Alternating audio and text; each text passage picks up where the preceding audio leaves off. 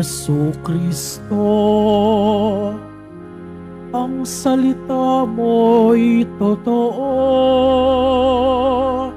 kami ay pabanalin mo. Alleluia,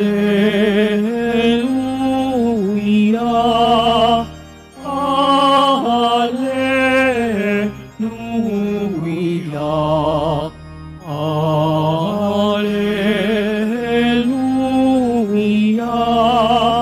Alleluia.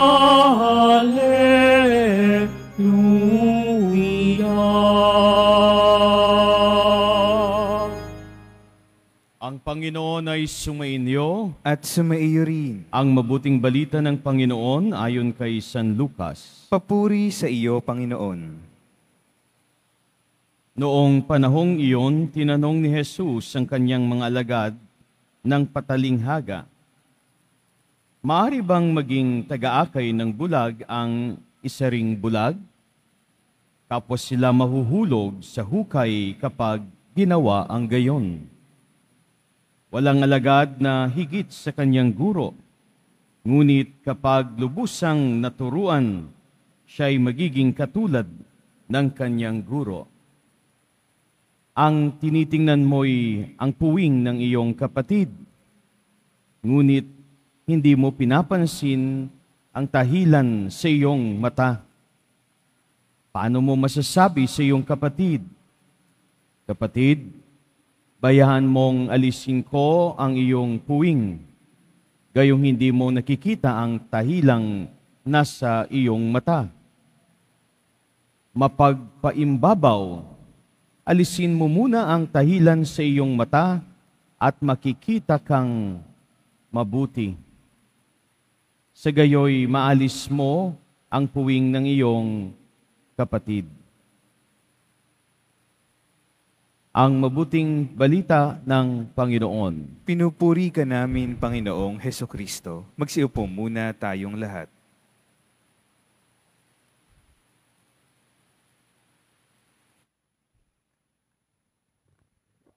Magandang umaga po sa inyong lahat at maligayang pagdating sa tahanan ng ating mahal na pong Jesus Nazareno.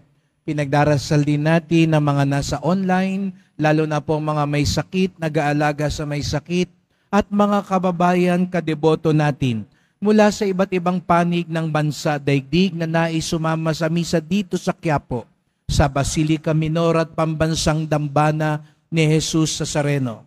Araw ng Biyernes, araw ng debosyon, araw ng mga deboto, at higit sa lahat, araw ng ating pinakamamahal. Kaya't bigyan natin ng papuri, parangal at pasasalamat ang ating minamahal na Nuestro Padre Jesus Nazareno. Napakagandang paalala ngayong araw na ito ng ating mahal na Panginoon na ang pinakamainam na gabay ay ang malinaw ang mata.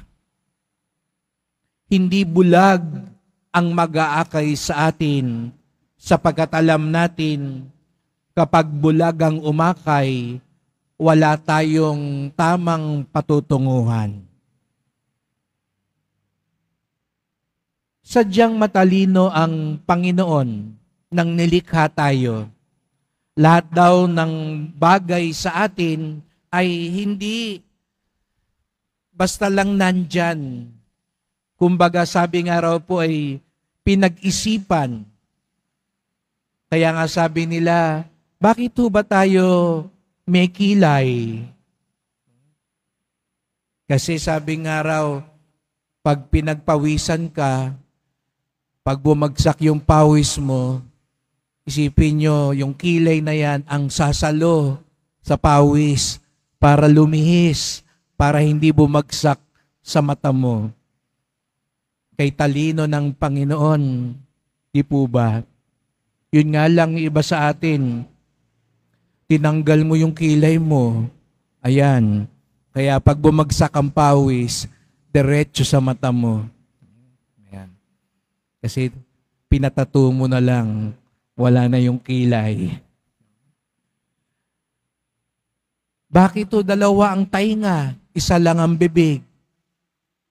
dahil gustong ipaalala sa atin, mas mahalaga ang makinig kaysa magsalita. Kaya kailangan dalawa ang kailangan gamitin, magkabila pa, para raw mas marami ang madinig kaysa masabi. Kaso sa buhay baligtad, mas madami ang sinasabi kaysa pinakikinggan. Kaya tuloy nagkakagulo, nagkakaproblema kasi mas marami ang salita kaysa pakikinig. Nung pinagninilayan ko po ang ating mga mata, di nyo ba naisip, bakit ba dito nilagay ng Diyos yung mata natin sa harap? Sana daw, may nabasa ko isa, sana daw yung mata natin nasa may kamay na lang sana. Para kapag may gusto kang makita, itutok mo lang, mas madaling makita. Itutok mo sa sarili mo, mas madali mo makikita ang sarili mo, di po ba? Itutok mo sa likod, parang sasakyan, mas madali mong makita yung taong nasa likod para kung may sasaksak sa'yo, nakita mo na agad. Pero bakit nandito raw sa harap? Kaya tuloy minsan ang ating nakakahiligan, ang tinitignan lang natin yung kaharap natin. At lalo tigit, bihira tuloy nating makita ang sarili natin. Buti na lang na imbento ang salamin. Biriin nyo kung walang salamin, hindi natin makikita ano bang itsura natin. Natitiyak ko lahat tayo ngayon, humarap sa salamin kanina para ayusin mo ang sarili mo. Salamat na lang may salamin kasi kung walang salamin, paano mo makikita ang sarili mo? Pero paano ngayon sa buhay natin? Anong magandang salamin para mas maging maliwanag ang ating pananaw? Kung sa pag-aayos ng sarili natin, mayroong salamin na tutulong sa atin, ano daw po ang salamin ng buhay na makatutulong din sa atin? Kaya nga, babala ni Jesus Nazareno, ang isang kahinaan ng tao, wala na lang makita kundi kapintasan ng iba. Nakikita natin ang puwing sa kapwa natin, pero hindi natin makita yung malaking dumi sa mata natin. At wala raw tayong karapatan pansinin ang puwing ng iba kung hindi naman natin nakikita ang dumi sa ating mga mata. Kaya mabalik ako sa tanong ko kanina, paano natin makikita yung dumi sa ating mata?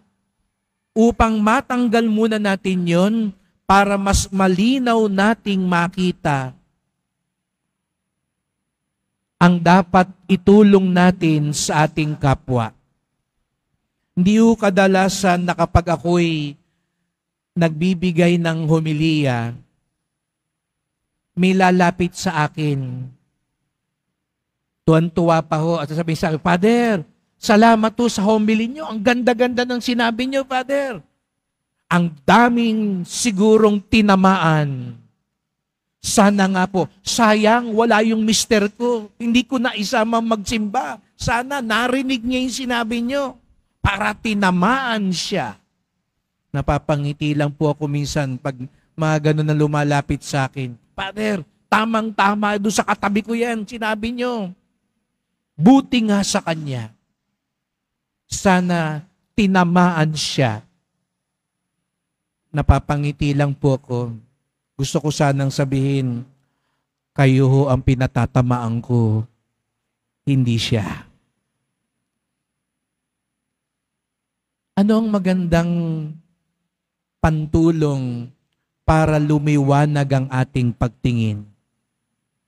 Ano ang salamin natin sa buhay? Isang napakagandang sagot po na nais kong ibahagi sa inyo ngayon. Humarap lang po tayo sa mahal na pong Jesus Nazareno. Siya ang pinakamainam na salamin na tutulong sa atin para lumiwanag ang ating paningin at pananaw sa buhay. Bakit po? Tuwing nakikita natin ang pong Nazareno, dalawang bagay sana ang makita natin. Ang ating kahinaan at ang awa ng Diyos. Sana po, pag nakikita natin ang pong Nazarenong pasan-pasan ng krus, punong-puno ng pigati at paghihirap, ating naalala na ang dahilan ng lahat ng iyan ay ang ating mga kasalanan. Opo, lahat tayo may kasalanan. Lahat tayo may kapintasan. Lahat tayo may puwing sa mata. Kaya napansin niyo po kanina sa pasimula ng misa, anong unang ating dasal?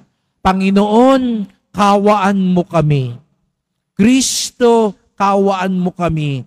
Panginoon, kawaan mo kami. Sa makatuwid, kinikilala nating lahat na meron tayong pagkakamali.